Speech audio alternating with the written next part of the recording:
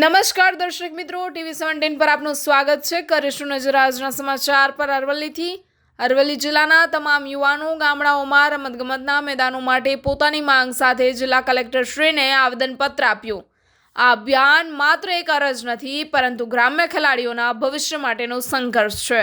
આજે અરવલ્લી જિલ્લા કચેરીની અંદર કલેક્ટર સાહેબશ્રીને આવેદનપત્ર આપ્યું છે, જેમાં અમારી માંગ છે કે જિલ્લાઓમાં ગામડાઓમાં મેદાન નથી, જે મેદાન મળે.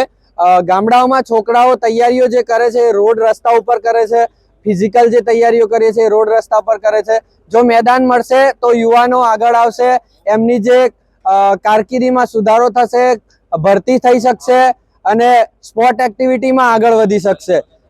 કલેક્ટર સાહેબના માધ્યમથી સરકારશ્રીમાં આ વાત પહોંચે તેવી અમારી વિનંતી છે. જિલ્લા સેવા સદનમાં મેં આવેદનપત્ર આપ્યું છે. તો અમારે સ્પોર્ટ્સ એક્ટિવિટી માટે, બીજી ફિઝિકલી આર્મી ગમે ફિઝિકલી તૈયારી માટે રોડ રસ્તા ઉપર તૈયારી કરવી પડે છે.